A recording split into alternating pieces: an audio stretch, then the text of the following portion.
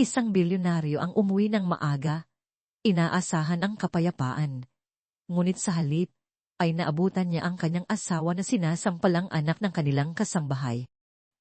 Ang sunod niyang ginawa ay iwan sa lahat ng lubos na pagkagulat.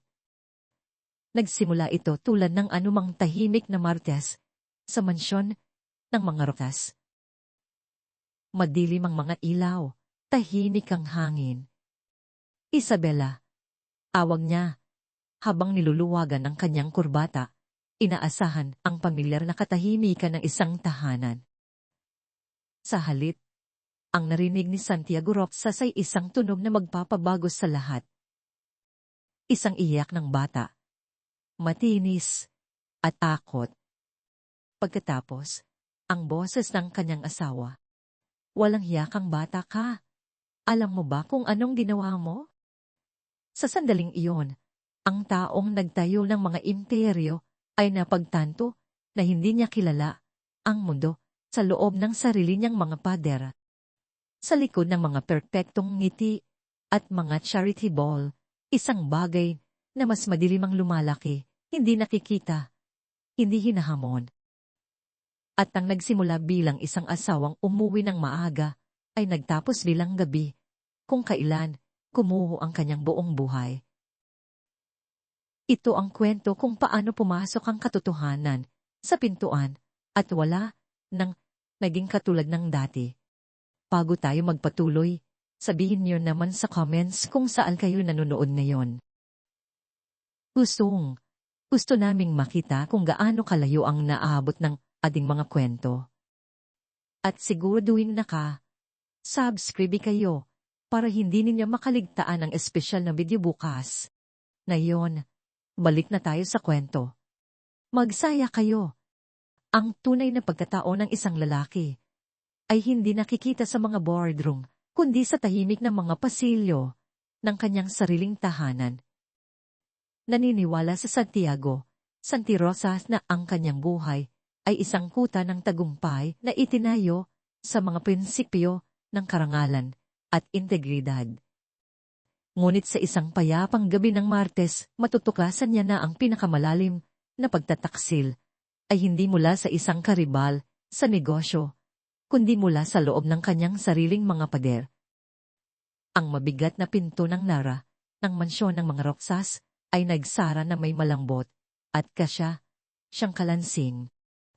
Ang tunog na yon ay karaniwang nagdudulot kay Sandy ng kapayapaan. Ito ang tunog ng iwan sa mundo sa labas, ang mundo ng mga murders, ng mga stock prices, ng walang humpay na ambisyon. Siya si Santiago Roxas, ang CEO na ang pangalan ay kasing kahulugan ng inobasyon. Ang kanyang kumpanya, isang tech giant, na itinayo niya mula sa simula, ang kanyang pampublikong pamana. Ngunit sa loob ng mga pader na ito, siya ay isang lalaki lamang, isang asawa. Inaasahan niyang maging isang ama balang araw. Ngayong gabi, maaga siyang umuwi, isang pambihirang pangyayari. Isang board meeting ang biglaang nakansela, na nagpalaya sa kanyang gabi. Ngumiti siya sa sarili. Iniisip ang sorpresa ng kanyang asawa, si Isada. Maaari silang magkaroon ng isang tahimik na hapunan. Maaari silang mag-usap tungkol sa isang bagay maliban sa quarterly earnings. Niluwagan niya ang kanyang kurbata. Ang katahimikan ng Grand Marble Foyer ay isang malubod na kaginhawaan. Nilagpasan niya ang larawan ng kanyang lolo, si General Ricardo Vargas, isang lalaki na ang matigas na tingin at dibdib na puno ng medalya ay tila laging sumusukat sa kanya. Ang general ay isang alamat, isang bayani ng digmaan na nagpahalaga sa disiplina, karangalan, at pagprotekta sa mga inosente higit sa lahat. Inugol ni Santi ang kanyang buhay na sinusubukang abutin ang tahimik na pamantayang iyon. Habang papalapit siya sa pangunahing sala, isang tunog ang bumasag sa katahimikan. Mahina, sa simula, isang impit ng bata. Ito ay isang tunog na wala sa lugar, sa malawak at malinis na tahanan, kaya't napatigil si Santi. Ang kanyang mga kamay ay nasa kanyang briefcase pa rin. Kilala niya ang tunog na yon. Si Sofia iyon, ang 9 na taong gulang na anak ng kanyang kasambahay, si Elena Santos. Si Elena ay isang yaman, isang mabait, at masipag na babae na nagtrabaho para sa kanya sa loob ng 5 taon. Minsan, kapag walang pasok, o kung hindi, alay laba ang tagapag-alaga ni Elena, isinasama niya si Sofia. Ang bata ay isang tahimik at matalinong presensya sa bahay. Siya ay may mahabang itim na buhok na kumikinang at mga matang may buhay.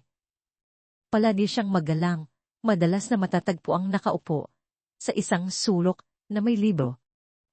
Ang kanyang presensya ay hindi kailanman naging problema. Ang inpit ay dumating muli, mas malakas na yon, na sinundan ng isang matalas at malupit na singhal. Boses iyon ni Isabela. Tingnan mo ang ginawa mo, lampakang bata ka, nanlamig ang dugo ni Sandy. Pinabilis niya ang kanyang mga hakbang. Ang kanyang makintab na sapatos na Italiano ay hindi gumagawa ng ingay sa makapal na persanrug. Uminto siya bago ang arko papunta sa salon, natatago sa mga anino. Ang nakita niya ay nagpabara sa kanyang paghinga. Ang eksena ay isang karima, timarim na larawan ng mga pagkakaiba. Ang silid ay naliligo sa malambot na sinag ng takip silim na tumatagos sa mga bintanang mula sa sahig hanggang kisame. Panglagininto ang muebles at mamahaling sinilang palamuti sa mga pader. Sa gitna ng lahat, nakatayo ang kanyang asawa, si Isabela. Siya ang larawan ng kagandahan sa isang mamahaling silk dress. Ang kanyang buhok ay perpektong nakaayos. Ang kanyang mga brilyante ay kumikinang sa kanyang leeg at tainga. Mukha siyang nabibilang sa pabalat ng isang magasin. Ngunit ang kanyang ekspresyon ay isang bagay na hindi pa nakikita ni Santi noon. Ito ay isang maskara ng purong, walang halong pagkamuhi. At ito ay nakatutok pababa kay Sofia. Ang bata ay nanininig, malapit sa isang pinong mahuganisad teble. Ang mga piraso ng mukhang isang porselanang figurin ay nagkalat sa sahig sa paligid ng kanyang mga paa. Umiiyak si Sofia. Tahimik na luha ang dumadaloy sa kanyang maputlang pisngi. Hawak niya ang isang kamay sa kanyang mukha, isang pulang marka ang namumuo sa kanyang balat. Alam mo ba kung ano yan? Ang boses ni Isabela ay mababa, makamandag. Regalo yan mula sa lola ko. 100 taon na yan sa pamilya namin. Ang nanay mo, magtatrabaho habang buhay para lang mabayaran ng 1 piraso niyan. Sorry po, maam. Umikbi si Sofia. Ang kanyang maliit na katawan ay naninginig. Aksidente lang po. Nagpupunas lang ako gaya ng turo ni mama. Tapos, nasagi ko po yung mesa. Sinungaling, sigaw ni Isabela. Naglaro ka. Alam ko. Mga batang tulad ninyo, hindi mapigilan ang sarili. Wala kayong pagpapahalaga sa magagandang bagay dahil wala kayong pinanggalingan. Naramdaman ni Santi ang panginginig ng galit sa kanyang buong katawan. Ito ay isang malamig, hindi pamilya na galit. Mga batang tulad ninyo.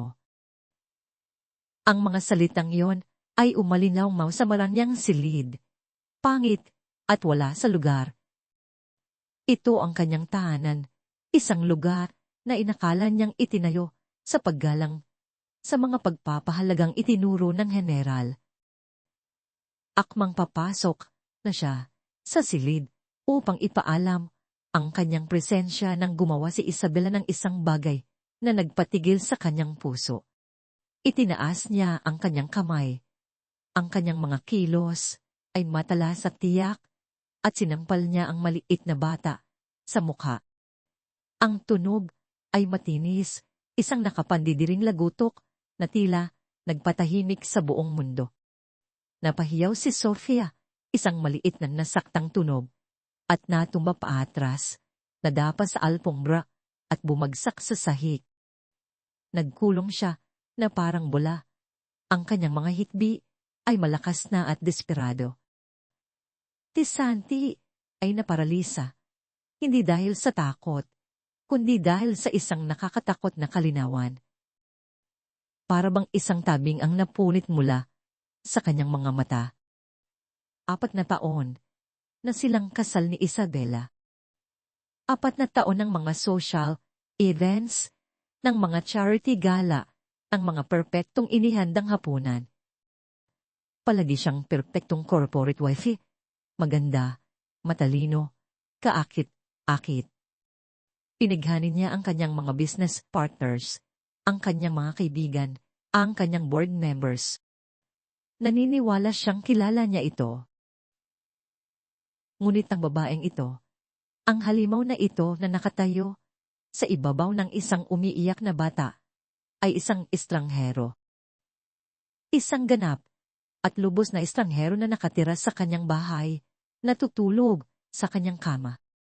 Bawat magalang na ngiti na ibinigay niya sa isang tauhan ay tila isang kasinungalingan na yon. Bawat salita ng papuri para sa trabaho ni Elena ay tila isang kalkuladong pagganap. Naalala niya ang mga pagkakataong umuwi siya, napagod, at tensyonado si Elena. Inakala niyang dahil iyon sa stress ng pagiging single mother. Naalala niya ang mga pagkakataong si Sofia ay hindi pangkaraniwang tahimik, halos hindi nakikita tuwing nasa silid si Isabela. Inakala niyang mahiyain lang ang bata. Paano siya naging napakabulag? Ang boses ng kanyang lolo ay tila umalingaw sa kanyang isipan mula sa isang malayong alaala ng pagkabata. Ang taong hindi nakikita ang nasa harap niya ay isang hangal, Santi. Ngunit ang taong nakikita ito at walang ginagawa ay isang duwag. Tila ninamnan ni Isabela ang takot ng bata. Umakbang siya palapit. Itinuturo ang isang perpektong manicured na daliri sa bata. Ngayon, matututunan mo kung anong nangyayari kapag ginahawakan mo ang mga bagay na hindi sayo. Diyan ka lang at pulutin mo ang bawat piraso. At kung masugatan ka, huwag kang magpapatulo ng dugo sa alpombra ko. Iyon na yon. Ang mahika ng pagkabigla ay nasira. Isang bagyo ng yelo at apoy ang sumabog sa loob ni Santi. Isabela. Ang kanyang boses ay hindi malakas. Ito ay tahimik, napakatahimik, na tila sinipsip nito ang lahat ang tunog sa silid. Ngunit tumagos ito sa hangin na parang isang piraso ng bubob. Napatigil si Isabela. Piga siyang napalingon at sa isang iglap, ang maskara ng puot ay nasa kanyang mukha pa rin. Pagkatapos, nang makita siya, ito ay naglaho. Ito ay isang hangang pagbabago. Ang kalupitan ay natunaw, pinalitan ng isang hitsura, ng malawak na matang, inoseteng sorpresa. Ito ang pinakamahusay na arte na nasaksihan niya. Santi, mahal, sabi niya, habang inilalagay ang isang kamay sa kanyang dibdib sa isang kilos ng pagkabigla. Nandito ka na pala. Hindi kita narinig na dumating. Ang kanyang mga mata ay lumipat mula sa kanya patungo sa umiiyak na bata sa sahig, pagkatapos ay sa sirang porselana. Ang mga inglanahis sa kanyang isipan ay umiikot, nagkakalkula, umiikot ng isang bagong katotohanan. Hindi ito ang iniisip mo. Simula niya, ang kanyang boses ay puno na ngayon ng isang pilit na hininga na kinikilala niyang ganap na artipisyal. Alam kong mukha itong masama. Pero itong batang ito, si Sofia, Sinadya niyang basagin ang heirloom ng lola ko. Hindi tumingin si Santi kay Isabela. Hindi niya kaya. Ang pagtingin sa kanya ay magpapakawala ang galit na kumukulong sa kanyang tiyan. Sa halip, ang kanyang tingin ay napunta kay Sofia na nasa sahig pa rin. Sinusubukang itago ang kanyang mga hikbi sa kanyang maliliit na kamay. Ang kanyang itim na buhok ay magulo. Ang kanyang mukha ay may mansa ng luha at minarikahan ng pulang bakas ng kamay ni Isabela. Nakita niya ang isang maliit na galos sa kanyang siko mula sa pagbagsak. Dahan siyang pumasok sa silid, ang kanyang briefcase ay bumagsak sa sahig na may mapuro na tunog. Pinaliwala niya ang kanyang asawa, ang kanyang buong atensyon ay nasa takot na bata. Lumuhod siya. Hindi masyadong malapit. Binibigyan siya ng espasyo. Pinanatili niyang mababa at matatag ang kanyang boses, ang paraan na itinuro sa kanya ng kanyang lolo na makipag-usap sa isang takot na kabayo o isang sundalo sa unang araw nito sa labanan. Sofia, sabi niya ng mahina. Si Sir Santi ito. Okay ka lang ba? Ang maliit na bata ay umigtad sa tunog ng kanyang boses. Tumingin siyang mula sa kanya, patungo kay Isabela. Ang kanyang mga mata ay dilat sa takot na pumunit sa kaluluwa ni Santi. Hindi ito ang takot ng isang bata na nakabasag lang ng isang bagay. Ito ang malalim, nakatanim na takot ng isang bata na alam na ang parusa ay mabilis at malupit. Isang bata na alam na hindi lahat ng matatanda sa kanyang mundo ay ligtas. Santi, anong ginagawa mo? Ang boses ni Isabela ay matalas na may indignasyon. Siya ang dapat humingi ng tawad. Kailangan niyang matuton ng leksyon tungkol sa mga kahihinatan. Itinaas niya ang isang kamay, isang malinaw na senyas para manahimik ito. Ngunit hindi niya inalis ang kanyang mga mata kay Sofia. Sofia, ulit niya ng marahan. Tumingin ka sa akin. Hindi ka galit sa akin. Gusto ko lang malaman kung nasaktan ka. Dahan. Nag-aalangan, ang bata ay tumango ng bahan. Itinuro niya ang isang nanginginig na daliri sa kanyang pisngi, kung saan ang polang marka ay nagsisimula ng umitim. Pagkatapos ay sa kanyang siko na bahagyang dumudugo. Nakikita ko, sabi ni Santi.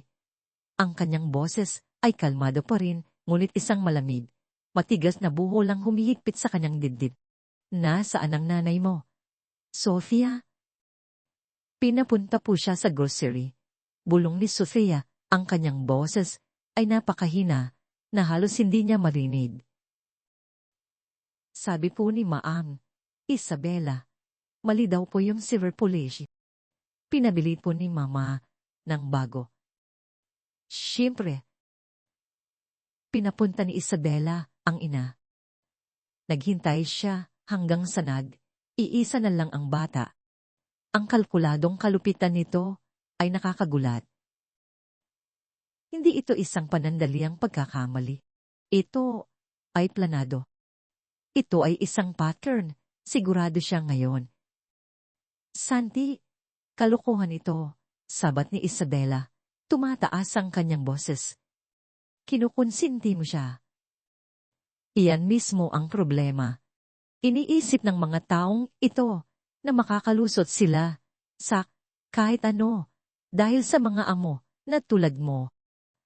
Nakabasag siya ng isang napakamahal na antigo. Kailangan siyang disiplinahin. Disiplina. Tumayo si Sandy ng dahan. Sa wakas, ay humarap siya sa kanyang asawa.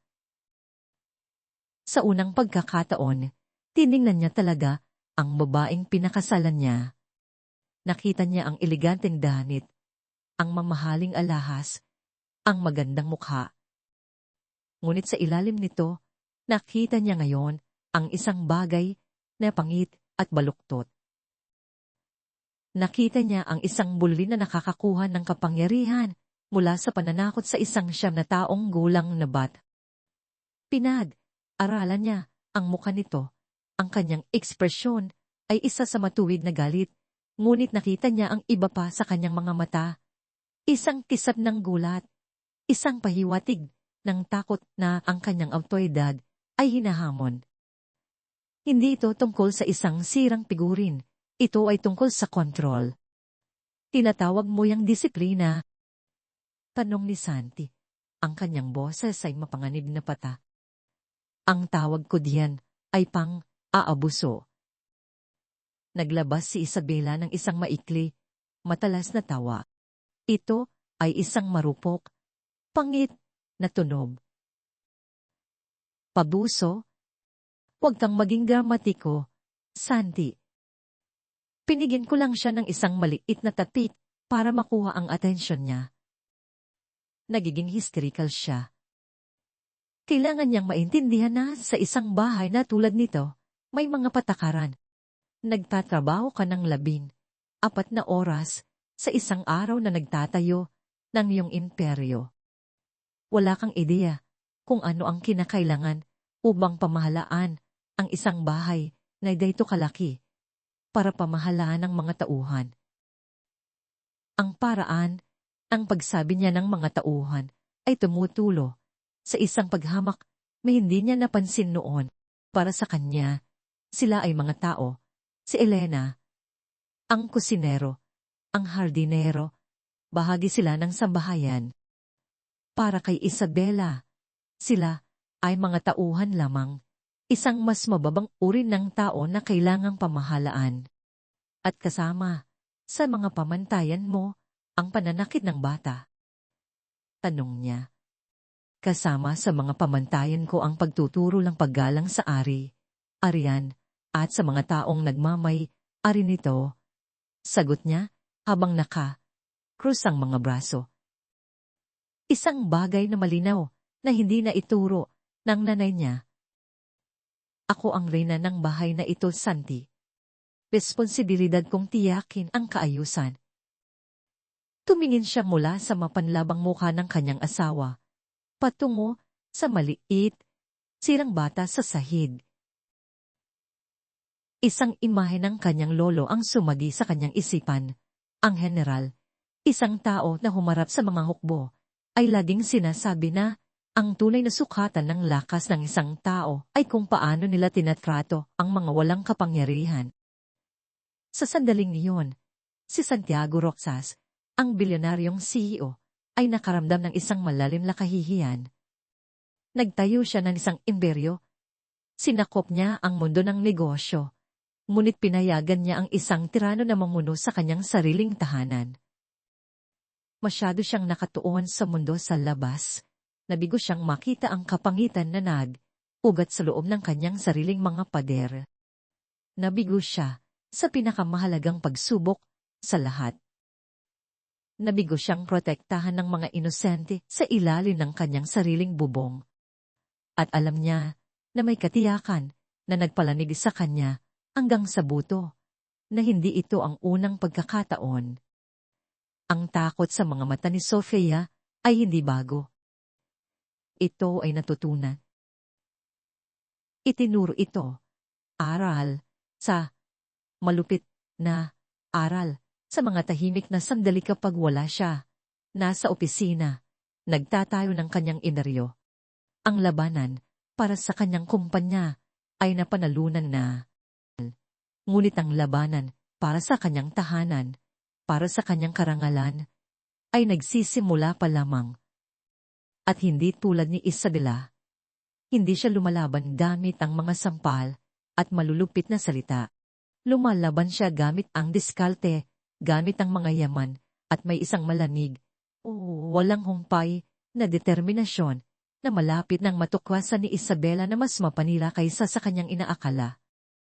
Pinaliwala ni Santi ang matalas na bagina ni Isabela. Isang tunog ng purong indignasyon. Itinuon niya ang kanyang buong atensyon kay Sofia. Ang mundo ay lumiit sa iisang gawain ito. Ipakita sa batang ito na ligtas siya. Alok siya ng isang maliit, malungkot na ngiti. "Alika na," sabi niya ng mahina.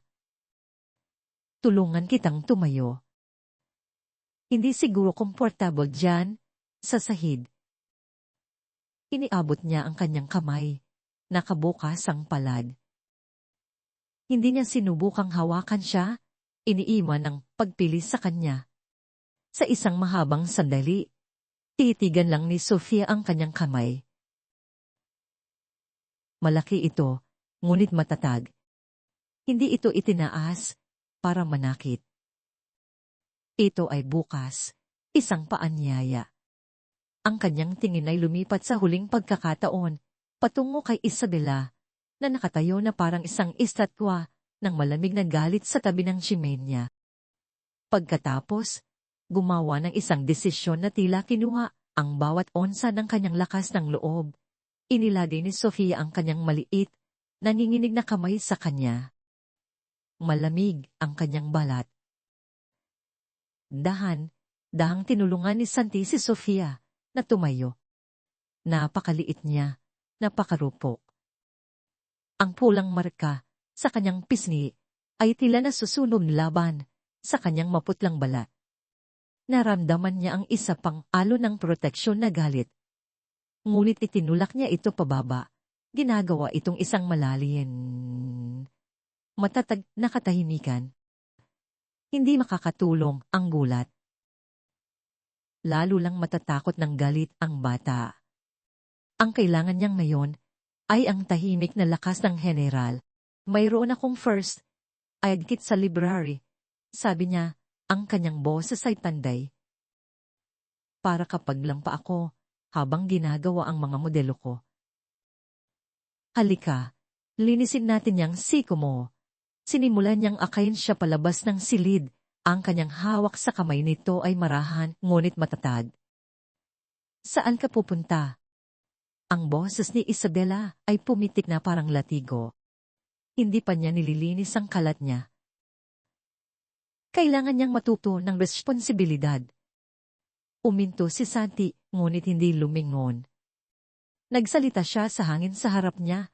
Ang kanyang mga salita ay para sa kanyang asawa, ngunit ang kanyang tono ay para pakalmahin ang bata na hawak niya ang kamay.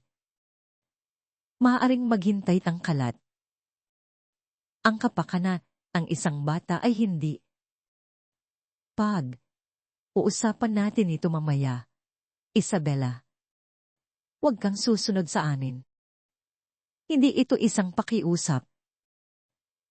Ito ay isang utos na inihatid na may tahimik na awtoridad na karaniwan niyang inilalaan para sa kanyang pinakamahirap na negosasyon. Sa unang pagkakataon, tila naintindihan ni Isabela na lumampas siya sa isang linya na hindi niya hahayaang malampasan. Nanatili siyang tahimik. Ang kanyang galit ay isang ramdam na puwersa sa kanilang likuran habang inaakay niya si Sofia palabas ng silid at pababa sa pasilyo, papunta sa library. Ang library ay santuwaryo ni Santi.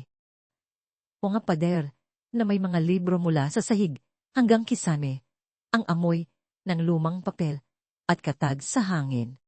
Sa isang sulok ay may isang malaking mesa kung saan siya gumagawa ng mga masalimuot na modelo ng mga makasaysayang barkong pandigma, isang libangan na nagpapakalma sa kanyang isipan. Inakay niya si Sofia sa isa sa malalaki at komportableng leather armchair at dahang pinaupo. "Sige," sabi niya, binubuksan ang isang kabinet at tinukuha ang isang maliit na puting kahon na may pulang krus dito. "Tingnan natin." Lumuhod siya sa harap niya, tulad ng ginawa niya sa kabilang silid. Pinuksan niya ang kit at kumuha ng isang antiseptic wipe at isang maliit na bendahe. Dahan, at maingat siyang kumilos, pinupunasan ng galos sa kanyang siko. Pinanood ni Sofia ang bawat galaw niya, ang kanyang katawan ay tensyonado pa rin, handang umigtad. Mahap, di ba? Tanong niya. Umiling siya, bagaman nakita niyang bahagya siyang napangiwi. Ang tapang mo, sabi niya. Tinapos niya ang paglilinis ng maliit, ng sugat, at maina na inilagay ang bendahe. Ayan, parang bago na. Iniligpit niya ang mga gamit at humila ng isang maliit na upuan, umupo sa tapat niya. Ang malaki at tahimik na silid ay tila bumabalot sa kanila sa isang proteksyon na katahimikan. Dito, malayo sa makamandag na presensya ni Isabela, ang panginginig ni Sofia ay nagsimulang humupa. Sofia, simulan niya ng marahan. May mga kailangan akong itanong sa'yo at kailangan kong maging tapat ka sa akin. Magagawa mo ba yan? Tumango siya, ang kanyang mga mata ay nakatutok sa kanyang mukha. Bago ka magsalita ng kahit ano, patuloy niya, bahagyang yumuko. Gusto kong pakinggan mo ako. Walang anumang sasabihin mo ang magpapahamak sa nanay mo, ligtas ang trabaho niya. Ligtas ka. Pinibigyan kita ng aking salita. Ano man ang sinabi sa iyo ni Maang Isabela, ako ang gumagawa ng desisyon kung sino ang nagtatrabaho sa bahay na ito. At sinasabi ko, mananatili ang nanay mo, naiintindihan mo ba? Kailangan niyang maniwala ito sa kanya. Nakita niya ang tunggalian sa kanyang mga mata, ang asa na nakikipaglaban sa takot na itinanim sa kanya kung gaano katagal. Sabi niya po isusumbong niya kayo na magnanakaw si Mama. Bulong ni Sofia.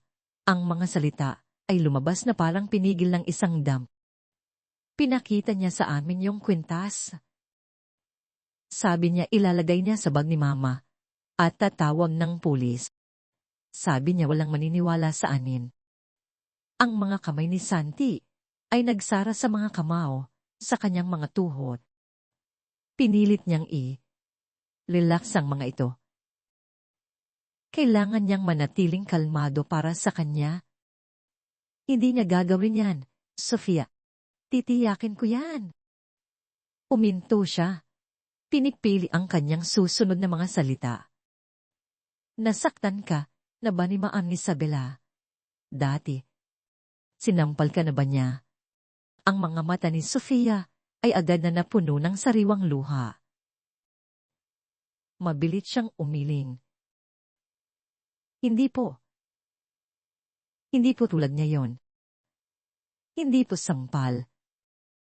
Ang kwalifikasyon ay nakakonden. Naghintay siya, hinayaang humaba ang katahimikan. Tinutulak niya po ako minsan, sa wakas, ay inamin ng bata, ang kanyang boses ay halos hindi marinig. Kung nakaharang ako sa daan niya, o hinihigpitan niya ang hawak sa braso ko kung galit siya. Sabi niya, para daw po makinig ako.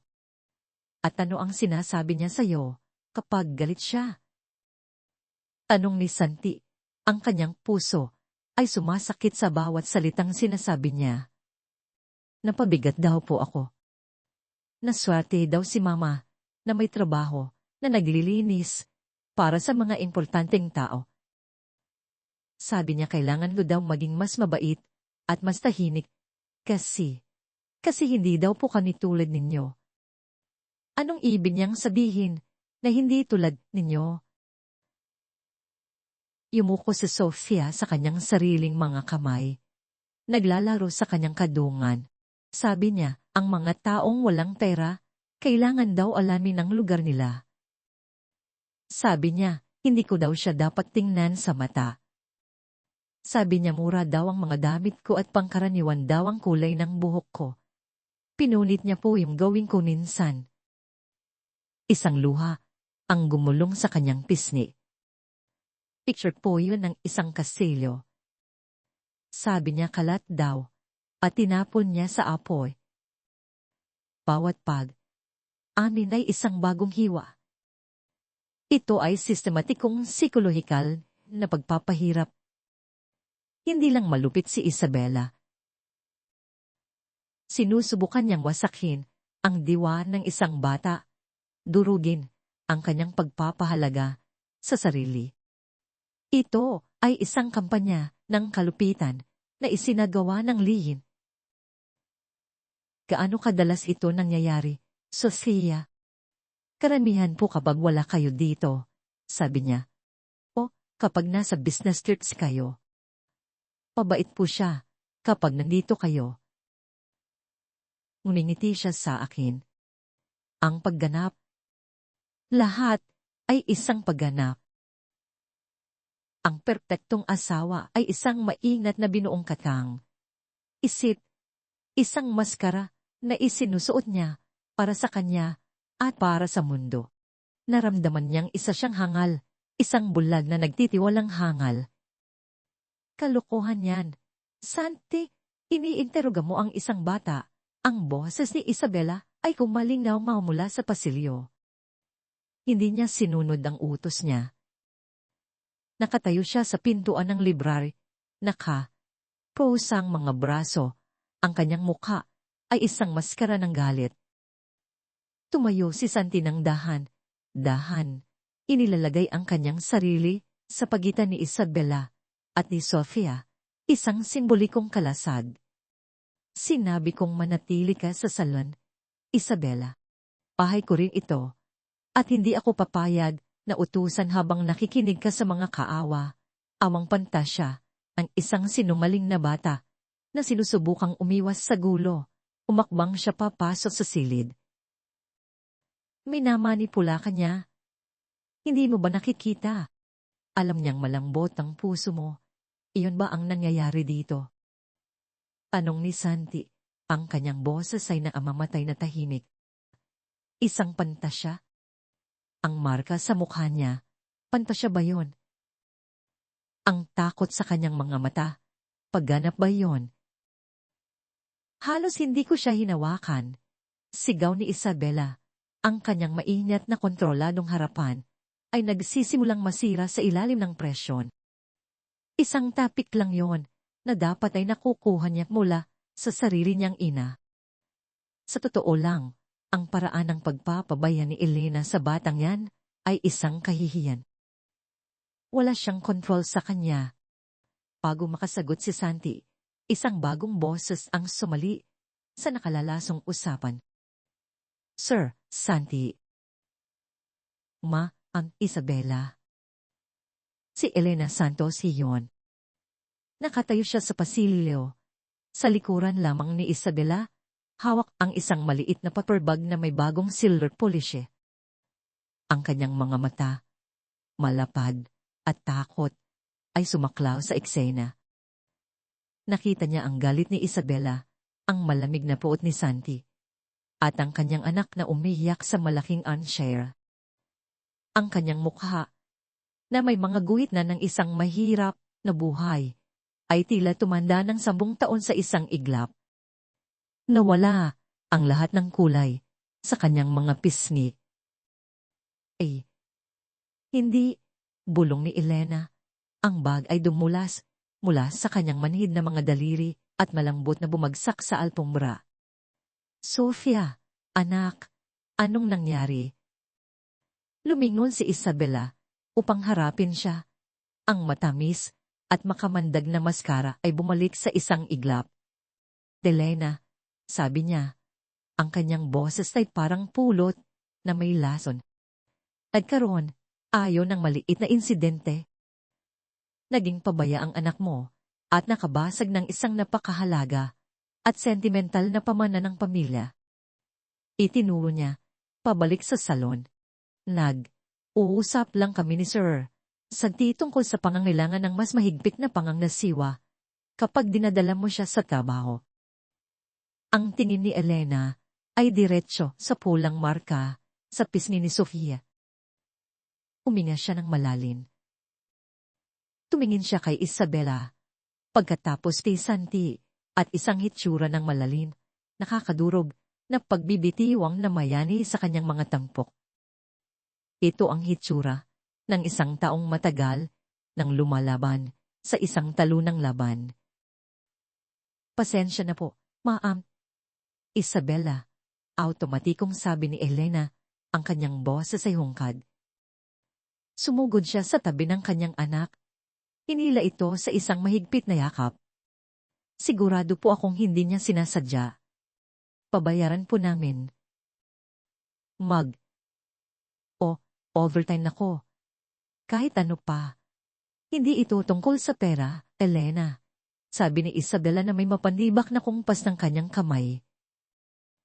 Ito ay tungkol sa prinsipyo. Ito ay tungkol sa paggalang. Umiiyak si Sofia sa balikat ng kanyang ina. Bumubulong, "Sorry po, Mama." "Sorry po." Pinanood ni Santi. Ang palitan ang kanyang puso ay isang bloke ng yelo sa kanyang dibdib. Nakita niya ang buong dinamika na nakalantad. Si Isabela, ang tilano. Si Elena, ang bihag, na napilitang huningi ng tawad para sa pang-aabuso sa sarili niyang anak upang maprotektahan ang kanilang kabuhayan. At si Sofia, ang biktima na naipit sa gitna, natututo ng kahila, ilakbot na aral na minsan ang pagsasabi ng totoo, ang mapanganib na bagay na maaari mong gawin. Sapat na ang nakita niya. Tapos na ang oras para sa tahimik na mga tanong. Oras na para kumilos. Umakbang siya pasulong. Ang kanyang presensya ay uutos sa silid. Tama na. Parehong tumingin sa kanya sina Isabela at Elena. Tumingin siya direkta kay Isabela. Ang kanyang mga mata ay malamig at matigas na parang ganito. Uusap tayo mamaya. Pero sa ngayon, tapos na ang parte mo sa usapang ito. Ang pagiging pinal sa kanyang tono ay gana. Pagkatapos ay lumingon siya sa takot na kasangbahay. Elena, sabi niya, lumambot ang kanyang boses, ngunit matatag pa rin sa awtoridad. Kailangan kong dalhin mo si Sofia sa aking study.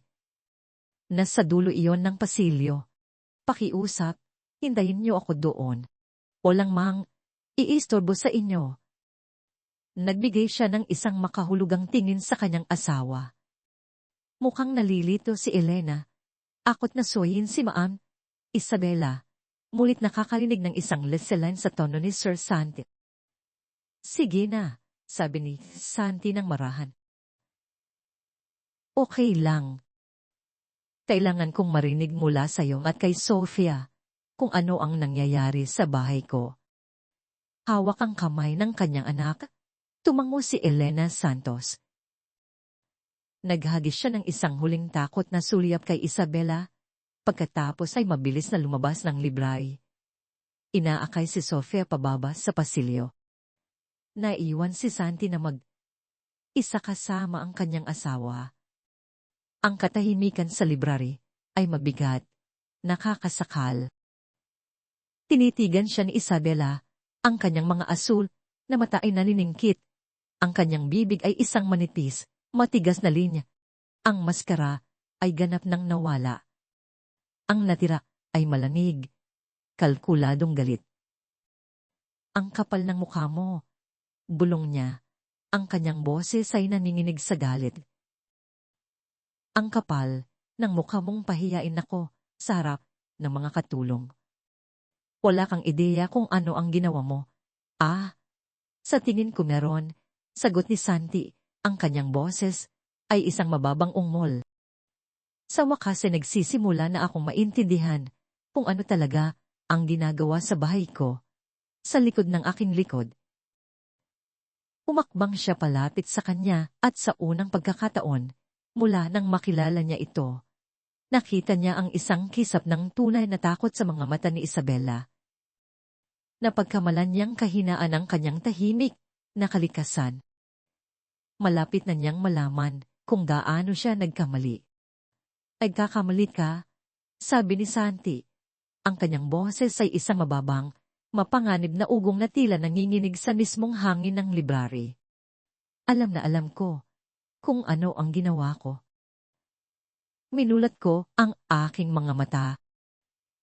Ang tanong, Isabela, may ideya ka ba kung ano ang ginawa mo? Tinitigan siya nito, mabilis ang pagtaas at pagbaba ng kanyang dibdib. Ang takot na nakita niya ay nawala, pinalitan ng isang mapanlabang uri ng katapangan. Palaban siya, hinangaan niya yon sa kanya sa mundo ng negosyo, kung saan ang kanyang talas ng isip at galing sa pakikisalamuha ay kayang disarmahan ang pinakamahihirap na kalaban. Ngayon, nang makita ang parehong bagsik na yon na nabaluktot sa isang bagay na napakapangit, nakaramdam lamang siya ng pagkasuklam. Inawa ko ang kinakailangan para mapanatili ang kaayusan sa bahay na ito. Sabi niya, isang bagay na wala kang alam. Pumapasok at lumalabas ka lang sa perpektong pinamamahalaang mundo na nilikha ko para sa'yo, at may lakas ka ng loob na husgahan ako.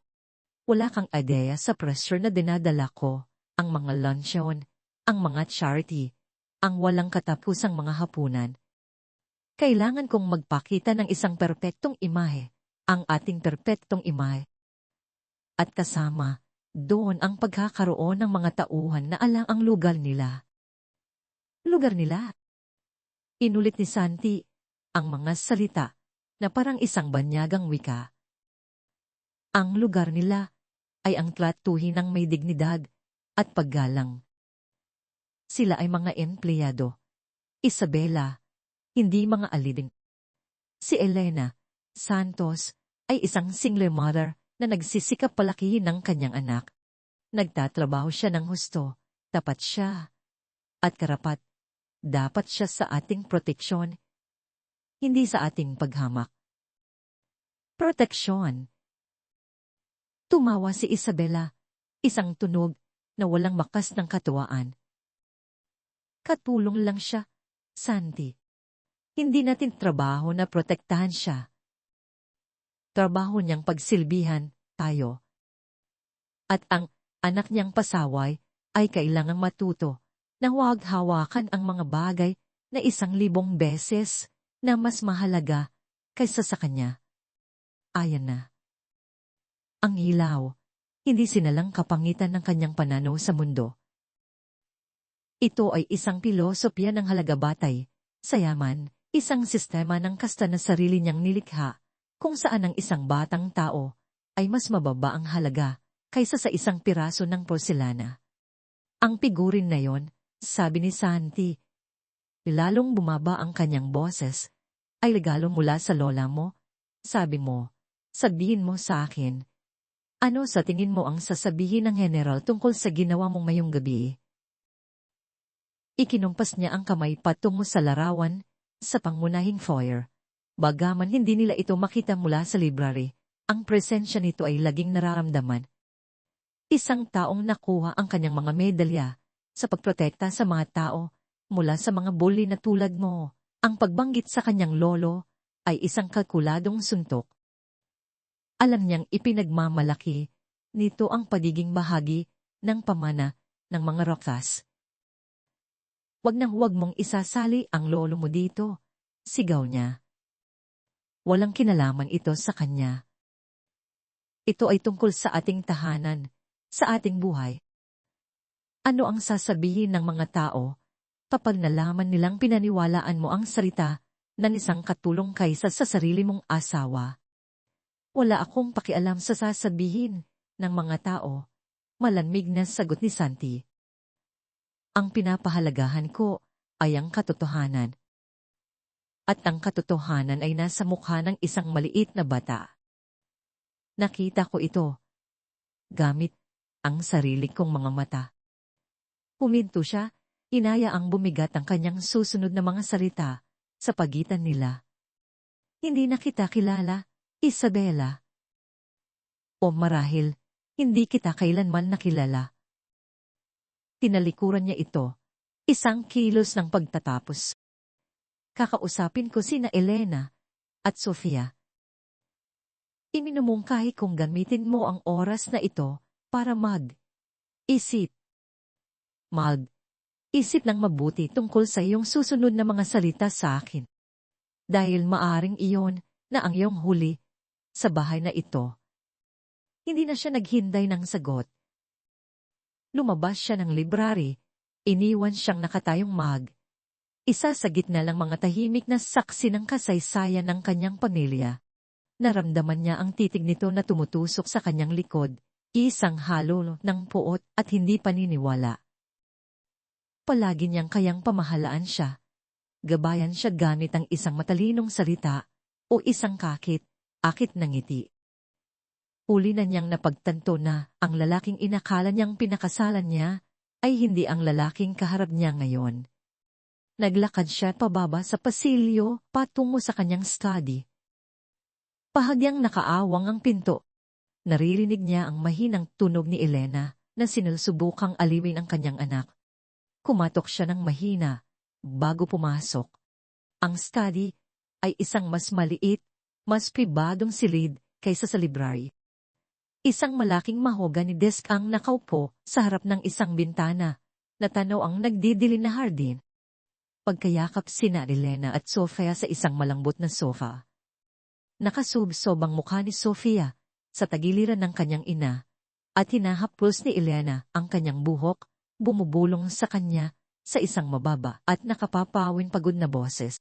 Pareho silang napatingin nang pumasok siya, ang kanilang mga ekspresyon ay maingat at takot. Pasensya na sa abala, sabi ni Santi dahang isinara ang pinto sa likuran niya. Gusto ko lang tiyakin na okay kayong dalawa. Okay lang kami. Sir, Santi, mabilis na sabi ni Elena.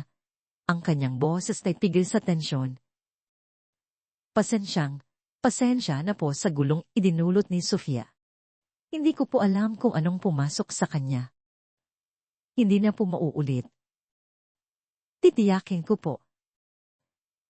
Umuntong, hininga si Santi at humila ng isang upuan para harapin sila. Hindi siya umupo. Sa likod ng kanyang desk, ayaw niya ng anumang harang sa pagitan nila.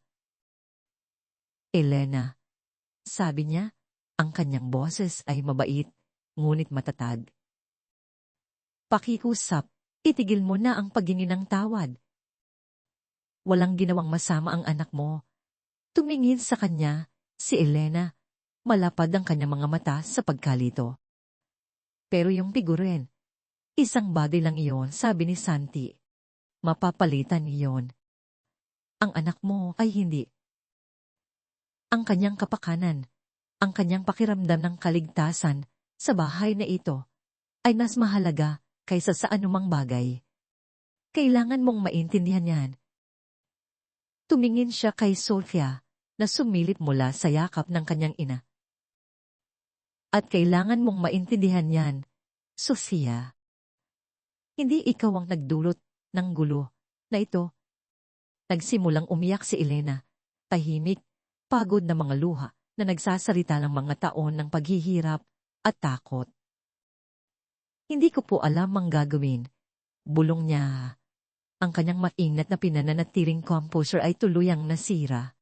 Lagi po siyang mahirap pakisamahan, si Maang Isabela, lalo na kapag wala kayo. Yung mga maliliit na komento, yung mga tingin. Pinapaulit niya kay Sofia ang paglilinis ng mga bagay na malinis na. Ini-inspection niya ang trabaho ko na parang drill sergeant. Sinabi ko kay Sofia na iwasan na lang siya na maging invisible.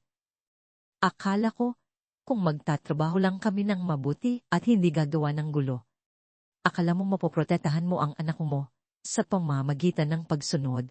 Tinapos ni Santi, para sa kanya, ang kanyang puso ay mabigat sa pakikilamay. Hindi mo iyon kasalanan, Elena.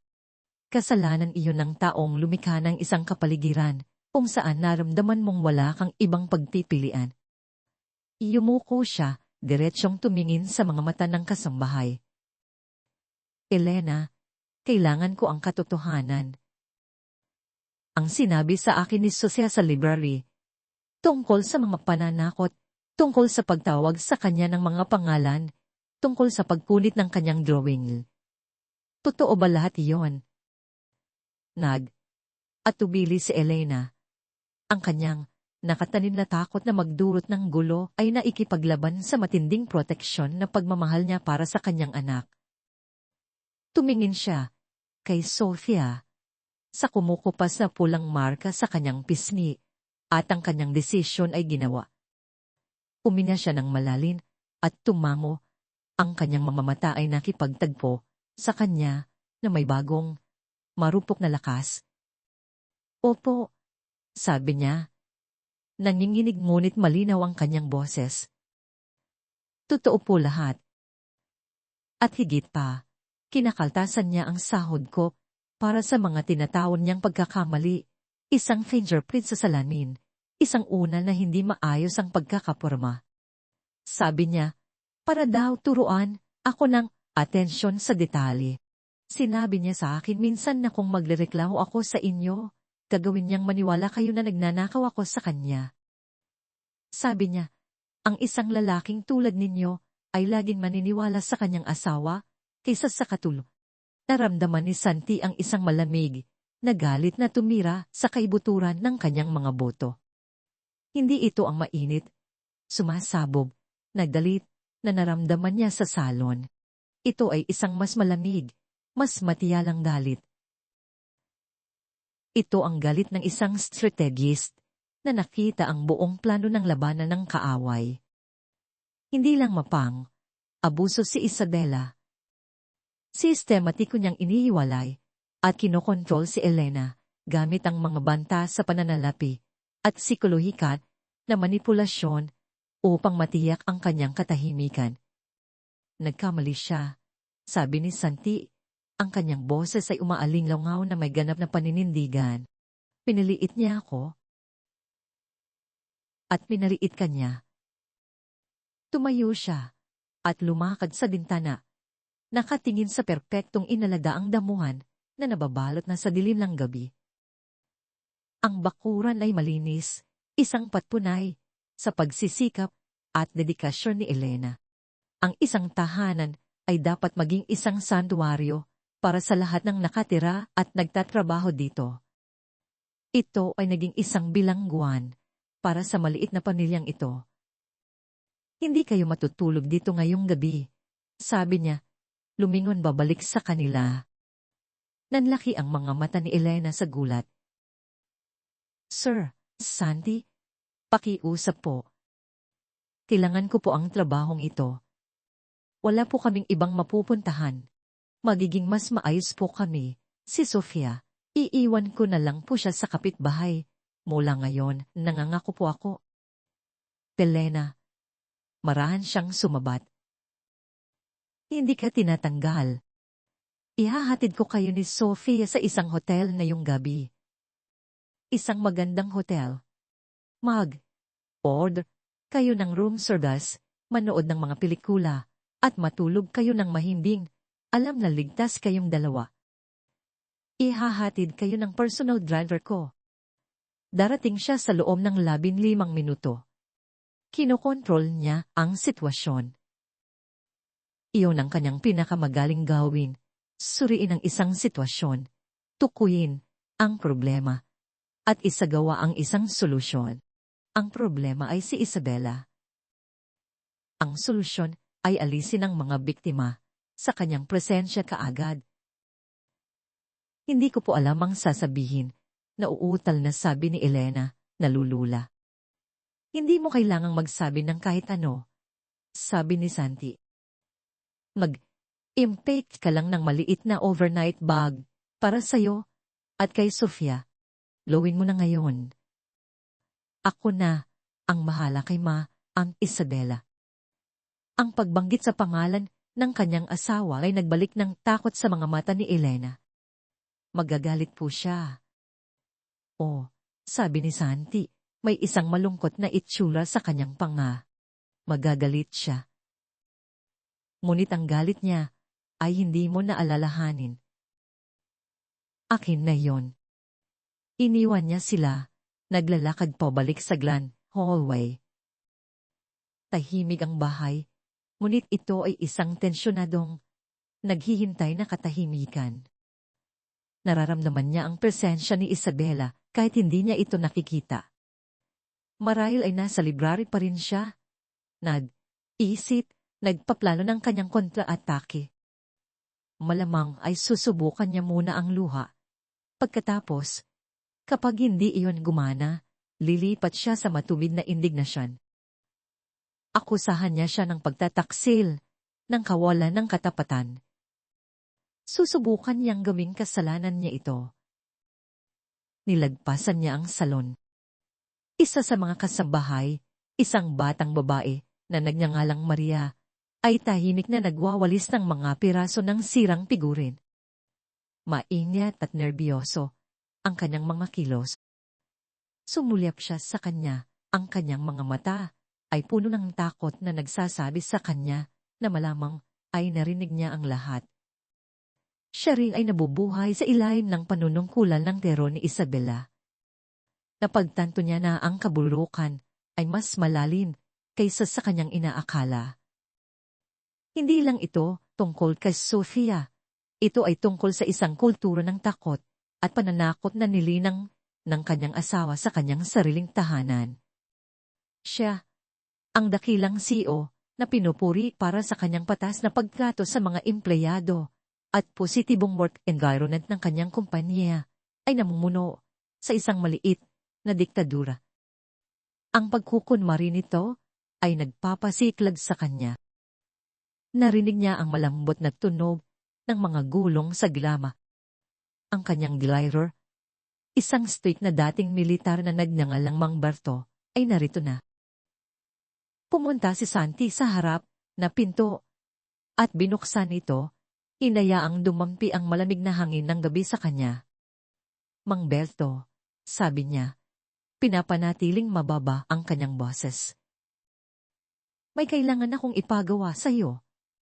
Kailangan mong dalhin si Aling Elena at ang kanyang anak sa Tet Peninsula. Tatawag ako para ihanda ang presidential suite para sa kanila. Ibigay mo sa kanila ang lahat ng kailangan nila. I-charge mo sa personal account ko. At higit sa lahat, tiyakin mong walang iistorbo sa kanila. Si Mang Berto, isang taong nakasama ni Santi sa mga corporate takeover at personal na krisis, ay simpleng tumango. Sige po, sir. Ayos lang po ba ang lahat? Hindi, Mang Berto, sabi ni Santi, tumingin pabalik sa tahimik at maranyang bahay. Hindi, pero magiging maayos din. Ilang minuto ang lumipas, bumaba sina Elena at Sofia sa pasilyo. Isang maliit na duffel bag ang hawak ni Elena. Mahigpit na hawak ni Sofia ang kamay ng kanyang ina. Ang kanyang mga mata ay neryosong gumagala sa gunfire na parang inaasahan niyang biglang susulpot si Isabela mula sa mga anino. Ninitiyan sila ni Santi. Aalagaan kayo ni Mang Berto, sabi niya. Lumuhod siya sa huling pagkakataon sa harap ni Sofia. Andaan mo ang sinabi ko. Ligtas ka na ngayon. At isa kang napakatapang na bata. Sa unang pagkakataon ng gabing yon, isang maliit na ngiti ang sumilay sa labi ng bata. Matapang din po kayo, Sir Santi, bulong niya. Sumakit ang puso niya. Tumayo siya at pinanood habang inaakay sila ni Mang Berto palabas sa naghihintay na sasakyan. Habang nawawala ang mga ilaw sa likuran, sa mahabang daan na may mga puno, isinara ni Santi ang mabigat na pinto ng alra.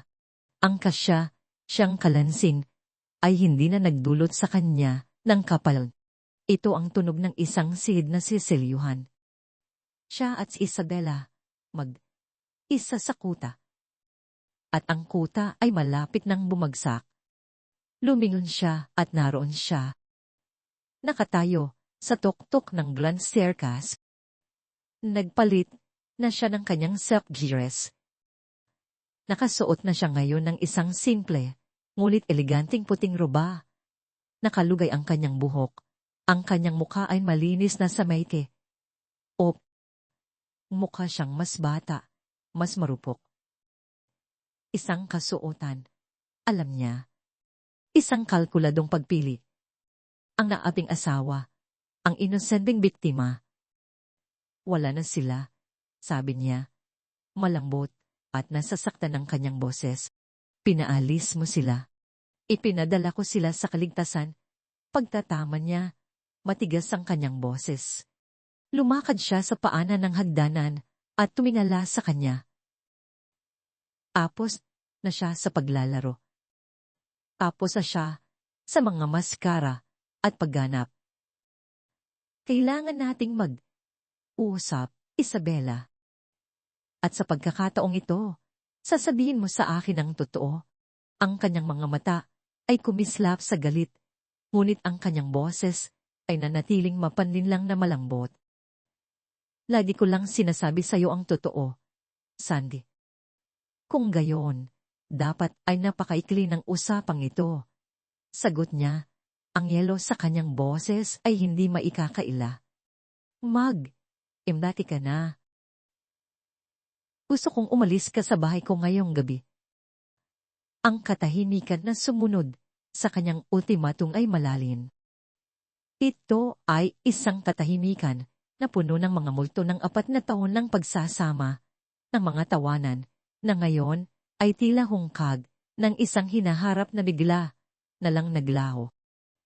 Nakatayo si Isabela sa tuktok ng hagdanan. Isang estatko na inukit mula sa garin at hindi paniniwala. Ang persona ng marupok at naaping asawa na maingat niyang binuo kanina ay nabasag, na naglantad sa hilaw, galit na babae sa ilalim.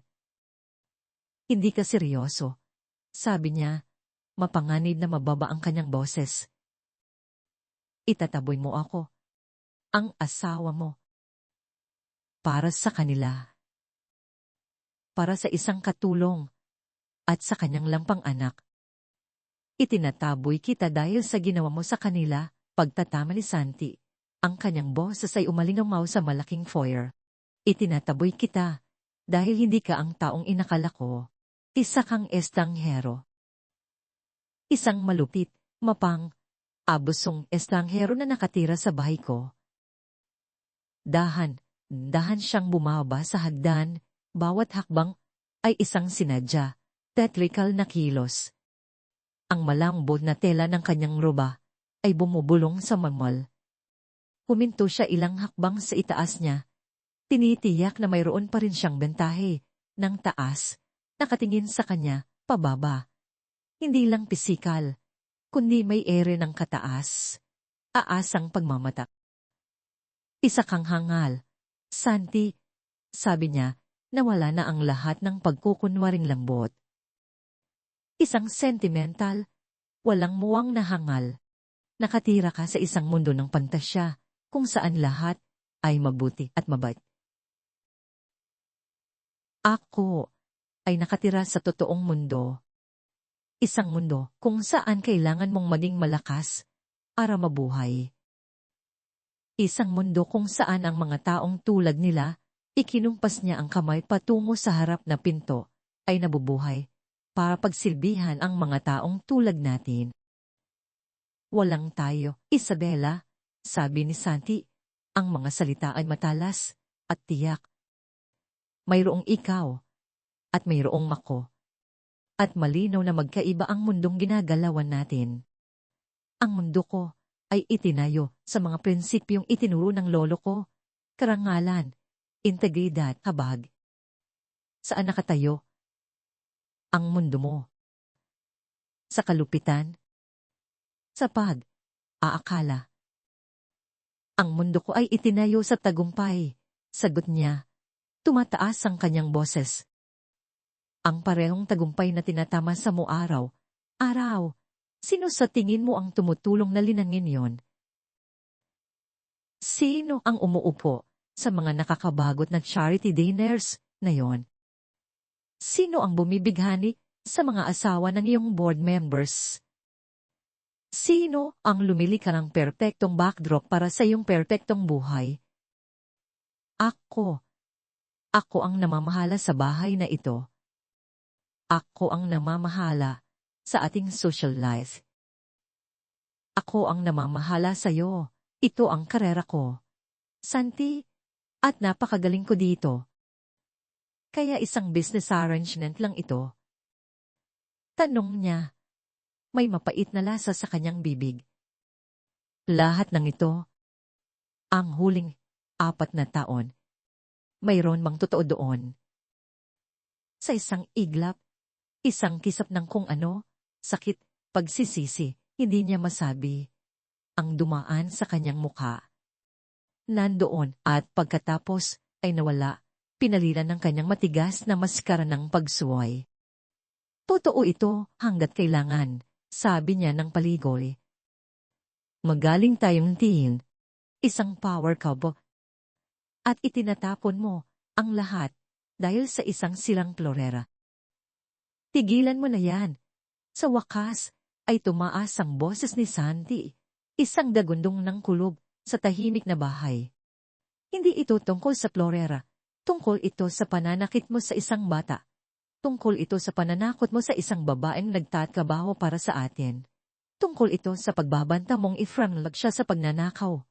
Akala mo ba hindi ko malalaman? Akala mo ba hindi magsusumbong si Sofia? Dapat alam niya ang lugar niya, malamig na sabi ni Isabela. Dapat tinuruan siya ng nanay niya ng katapatan. Pero iyan ang problema sa uri nila. Walang katapatan, walang class. Lagi kanilang tatalikuran. Tinitigan niya ito, punay na nakikita ang lalim ng kanyang pagkiling. Ito ay isang sakit sa kanyang kaluluwa. Punay siyang naniniwala sa isang hierarkiya ng halaga ng tao, at siya ang nasa tuktok. Ang lahat ng iba ay mga props lamang sa dulan ng kanyang buhay. Impake ka na. Isabela, ulit niya. Ang kanyang boses ay patag na at walang anumang emosyon. Tapos na siyang makipagtalo. Tapos na siyang subukang umintindi. Kakausapin ng abogado ko, ang abogado mo, bukas ng umaga. Malinaw ang prenuptial agreement. Mabibigyan ka ng sapat, pero hindi ka natutuntong sa bahay na ito muli. Ang pagbanggit sa prenup, ang malamig na legal, na katapusan nito ay tila sa wakas ay bumasag sa kanyang pader ng kayabangan. Isang bagong uri ng takot ang pumasok sa kanyang mga mata, hindi ang takot ng isang bully na kinukumpirma, kundi ang takot ng isang reyna na pinatalsik. Hindi mo gagawin yan, bulong niya. Hindi mo gagawin ito sa akin. Sa atin. Isipin mo ang iskandalo, Santi. Billionaire Santiago Rosas, Denny Borcio, ang asawa sa gitna ng mga alegasyon ng aabuso sa bata. Magsasaya ang pest. Masisira ka. Masisira ang kumpanya. Hindi, kalmadong sabi ni Santi. Hindi. Dahil ang kwento ay hindi tungkol sa akin. Ito ay tungkol sa'yo. At mayroon akong testigo. Isang 9 na taong gulang na batang babae na poprotektahan ko gamit ang lahat ng yaman na mayroon ako. Kaya, may pagpipilian ka. Maaari kang umalis ng tahimik na iyong gabi, dala ang iyong dignidad at isang malaking settlement. O maaari mo akong labanan. At kung lalabanan mo ako, Isabela, hindi ako aatubiling ilabas ang buong katotohanan kung sino ka sa liwanag. Kukuha ako ng pinakamahusay na child psychologist para magpatotoo sa trauma na idinulot mo. Swan-deposition ko ang bawat miyembro ng aking staff tungkol sa kapaligiran na nilikha mo sa bahay na ito. Ang kwento ay hindi tungkol sa akin. Ito ay tungkol sa halimaw na hindi ko sinasadyang pinakasalan. Nakita niya ang mga kalkulasyon na nangyayari sa likod ng kanyang mga mata. Tinitimbang niya ang kanyang mga pagpipilian, sinusuri ang banta. Isa siyang strategist, at alam niya, kapag natalo na siya, ang pampublikong iskandalo na ipinanakot niya sa kanya ay isang dowboy, sword, at nilinaw niya na ang kanyang talin ay mas matalas. Ang kanyang mga balikat ay bumagsak sa pagkatalo. Nawala ang laban sa kanya, pinalitan ng isang malamig, mapait na sama ng loob. Magsisisi ka, sabi niya, ang kanyang boses ay isang makamandag na pangako. Akala mo napakabuti mo, napakadakila, tulad ng iyong lolo. Pero mahina ka, Santi. Ang iyong habag ay isang kahinaan. At isang araw, sisirain ka nito. Tatanggapin ko ang pagkakataong yon, sagot niya. Ngayon, mag-empati ka na. Lumingon siya ng walang ibang salita at umakyat sa hagdan. Matigas ang kanyang likod. Apos na ang laban. Nanalo siya. Ngunit wala siyang naramdamang tagumpay. Isang malalim na kalungkutan lamang. Tinugol niya ang 4 na taon ang kanyang buhay kasama ang isang babaeng hindi niya kilala. Nagtayo siya ng isang tahanan. Kasama nito, ibinahagi ang kanyang mga pangarap at lahat ay isang kasinungalingan. Umupo siya sa ibabang baitang ng grand staircase. Ang adrenaline ay umalis sa kanya, pinalitan ng isang pagod na hanggang buto. Ang bahal ay tila malawak at walang laman sa paligid niya. Pinalayas niya ang lason. Ngunit ang bahay mismo ay tila nadungisan nito. Naalala niya si Sofia, ang kanyang takot na maliit na mukha. At isang sariwang alon ng galit at pagkakasala ang bumalot sa kanya. Gaano katagal na itong nangyayari? Gaano karaming maliliit na kalupitan ang hindi nakita? Hindi narinig. Ilang beses umiyak si Elena pauwi mula sa trabaho. Kinuha niya ang kanyang telepono at tumawag. Mayitsa, sabi niya nang sumagot ang kanyang abogado. Si Santi ito. May kailangan akong ipagawa. Sa'yo. Kailangan mong hanapin ang pinakamahusay na real estate agent sa syudad. Oo, ngayong gabi. Gusto kong maghanap ka ng isang free bedroom house na ibinibenda, isang bagay na may bakuran sa pinakamagandang school district. Para kay Elena Santos, ang kasamahay ko, at sa kanyang anak. Hindi ko siya tinatanggal. Ibilhan ko siya ng bahay. Nakinig siya sandali. Hindi ako nawawala sa isip. Kakahanap ko lang nito muli. Kailangan mo ring gumawa ng bagong employment contract para sa kanya. Gusto kong magtayo ka ng isang trust fund para sa edukasyon ni Sofia. Kolehiyo, post, grad, kahit ano ang gusto niya. Ito ay dapat irrevocable at pinamamahalaan ng isang third party. At ang bagong sahod ni Elena ay dapat gawin nating 5 beses ng kasalukuyan. Epektibo kaagad. Hindi na siya magiging kasambahay. Siya na ang bagong household manager kung tatanggapin niya. Siya ang mamamahala sa buong staff. Siya ang magiging in charge. Restructure niya ang kanyang mundo. Kinagamit niya ang kanyang kapangyarihan hindi lang para parusahan ang masama, kundi para itaas ang mga inosente. Ito ang gagawin ng general.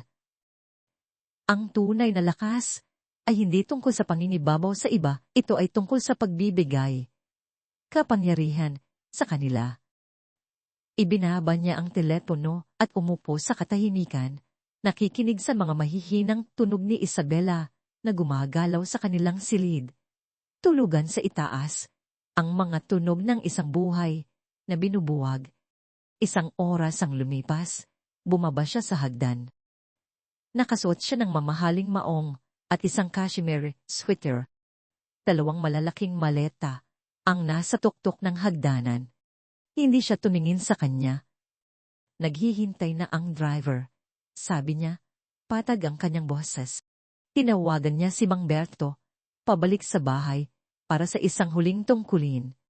Nilagpasan niya siya patungo sa pinto. Pagkatapos, ay huminto. Ang kanyang kamay ay nasa maranyang hawakan. Hindi siya espesyal. Alam mo, sabi ni Isabela. Nakatalikod pa rin sa kanya. Ang batang iyon. Anak lang siya ng katulong. Milyon ang tulad niya. Hindi mo sila lahat maililigtas. Hindi, tahimik na sabi ni Santi. Hindi ko sila lahat na ililigtas. Pero maililigtas ko siya. At ginawa ko. Pinuksan niya ang pinto at lumabas sa gabi ng hindi lumilingon. Pinanood ni Santi sa mga bintana sa gilid habang inilalagay ni Mang Berto ang kanyang mga bagay sa trunk ng ibang kotse. Isang simpleng sedan, hindi ang Alphard. Nakita niyang sumakay si Isabela sa likod. Umalis ang kotse. Ang mga ilaw nito sa likuran ay nawawala sa dilim, tulad ng kina Elena at Sofia. Ngunit sa pagkakataong ito, iba ang pakiramdam. Ito ay parang isang paglilinis. Ang bahay ay sa wakas ay tunay na tahimik. Ang katahimikan ay hindi na tensyonado o naghihintay. Ito ay isang payapa, walang laman na katahimikan. Isang blankong slate. Pumasok siya sa salon at tiningnan ang lugar kung saan dating nakalaglay ang figurin. Wala na ang mga basad na piraso. Punasan na ang mesa. Para bang hindi ito kailanman nangyari. Alam niyang matatagalan bago mabura ang mansa ng presensya ni Isabela sa kanyang tahanan, sa kanyang buhay. Magkakaroon ng mga legal na laban. Magkakaroon ng tsismis. Magugulo ang kanyang social circle. Ngunit habang nakatayo siya doon sa katahimikan, ang kanyang nabawing santuwaryo, hindi siya nakaramdam ng takot o pagsisisi. Naramdaman niya ang isang kalinawan na hindi niya naramdaman sa loob ng maraming taon. Inugol niya ang kanyang buhay na sinusubukang abutin, ang larawan ng kanyang lolo, ang bayani ng digmaan, ang alang. Ngunit ngayong gabi, napagtanto niya na mali ang pagkakaintindi niya. Ang pamana ng General ay hindi tungkol sa mga laban na ipinaglaban sa ibang bansa. Ito ay tungkol sa mga laban na ipinaglaban para sa tama, sa tahimik na mga pasilyo ng iyong sariling tahanan. Ito ay tungkol sa pagprotekta sa mga Sofia ng mundo mula sa mga Isabela. Kinuha niya ang kanyang telepono at gumawa ng isa pang tawag. Ito ay sa front desk ng The Peninsula, Manila. Ilo, sabi niya. Maaari mo ba akong ikonekta sa presidential suite para kay Elena Santos? Hindi, huwag mong sabihin sa kanya kung sino ito. Sabihin mo lang. Sabihin mo lang na isang kaibigan ang tumatawag para tiyakin na siya at ang kanyang anak ay nag-order ng dessert. Ngumiti siya. Isang tunay na ngiti sa unang pagkakataon ng gabing iyon. Ang kuta ay nasira, ngunit hindi ng isang kaway. Ito ay sinira ng katotohanan. At sa mga guho ng kanyang dating buhay, naramdaman niya ang mga unang paggalaw ng isang bagong pundasyon na inilalatag. Isang pundasyon na itinayo hindi sa tagumpay o sa imahe, kundi sa isang bagay na mas mahalaga. Isang bagay na ipinaalala sa kanya ng isang 9 na taong gulang na batang babae na may makinang na buhok, kabutihan. 6 na buwan ang lumipas, ang mansyon ng mga Rosas ay parang ibang mundo na. Ang mabigat, mapang, aping katahimikan na dating naglalarawan dito ay napalitan ng tunog ng halakhak ng isang bata, maliwanag at malinaw, na umaalingaw sa damuhang nasisikatan ng araw. Pinanood ni Santiago Roxas mula sa isang bangko sa hardin habang hinahabol ng siyam na taong gulang na si Sofia satos ang isang bulan ng sakser. Ang kanyang itim na buhok ay lumilipad sa likuran niya. Ang mahiyain, takot na bata mula sa kahila, hilakbot na gabing iyon ay wala na. Pinalitan ng isang tiwala sa sarili. Masayang bata na umuunlad sa kanyang bagong paaralan at, higit sa lahat, sa isang buhay na malaya sa takot. Ang kanyang ina, si Elena, nang ngayon ay household manager na ng mansyon ay namukadkad din. Ang kanyang awtoridad ay tiyak at ang kanyang kabaitan ang nagtatakda ng tono. Ang bahay ay nabago mula sa isang malamig na mansyon tungo sa isang mainit at malugod na tahanan. Ang diborsyo ay mabilis.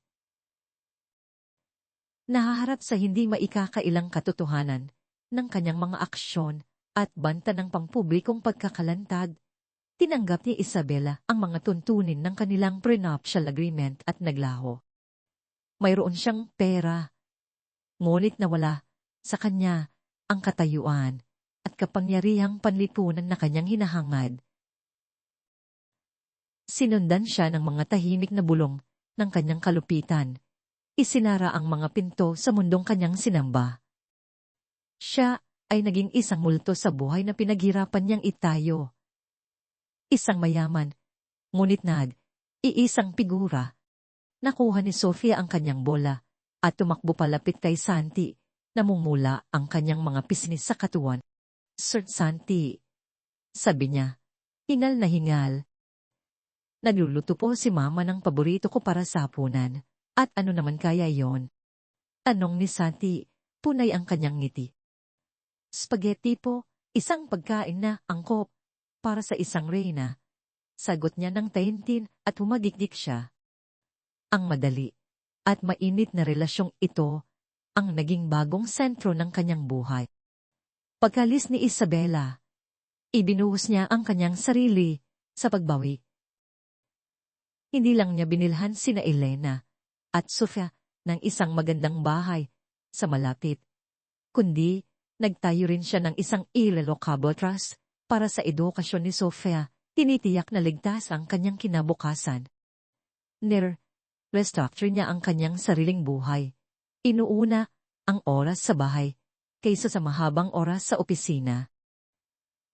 Natuklasan niya na ang tunay na pamana ng kanyang lolo ay hindi tungkol sa mga laban na napanalunan sa mga boardroom, kundi tungkol sa mga tahimik na tagumpay ng prinsipyo at habag. Ito ay tungkol sa pagprotekta sa mga inosente at pag-angat sa mga karapat-dapat. Alam mo, malumanay nang sabi ni Sandy kay Sofia, laging sinasabi ng lolo ko na ang tunay na yaman ng isang tao ay hindi ang kung anong mayroon sila, kundi kung anong ibinibigay nila.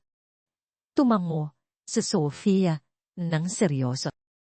Pulag po noong tinulungan ninyo ako sa homework ko. Tumawa siya, isang malalim, kontendong tunog. Eksakto, sabi niya. Ganyan na. Habang tumatakbo si Sofia pabalik sa bahay, nanatili si Santi sa bangko. Pinapanood ang paglubog ng araw na nagpipinta sa kalangitan. Pinuwag niya ang isang buhay na itinayo sa isang kasinungalingan, at sa lugar nito ay nagtayo siya ng isang bagay na totoo at pangmatagalan. Sa simpleng kadalakan ng isang maliit na batang babae na sa wakas ay ligtas na, natagpuan niya ang isang pakiramdam ng kapayapaan at karangalan na hindi kayang bilhin ng anumang halaga ng pera. At dito na natin tatapusin ang kwento sa ngayon. Ano ang masasabi ninyo sa paglalakbay na ito? Nakaranas na ba kayo ng katulad nito? O nakatuklas ng isang nakatagong kahulugan sa isang hindi inaasahang lugar? Ibahagi ang inyong mga saloobin sa comments sa ibaba. Gusto kong malaman kung ano ang ginagawa ninyo habang nakikinig. Marahil ay nagpapahinga pagkatapos ng trabaho, nasa isang late night drive, o nagre-relax lang. Tunay kong ikinatutuwa na marinig ang inyong sariling mga kwento. At kung gusto ninyong siguraduhin magkikita tayong muli, malaking tulong ang pagbindot ng like at subscribe. Marami pang mga kwentong nagbibigay inspirasyon ang naghihintay na maisalaysay. Sabihin ninyo, saan kayo nanonood ngayon? Tandaan, ang mga tao sa paligid natin ay madalas na may dalang pambihirang mga regalo na maaaring hindi natin inaasahan. Minsan, ang kailangan lang ay may isang taong maniwala sa kanila. Hanggang sa susunod, panatiling bukas ang inyong puso sa maliliit na sorpresa ng buhay.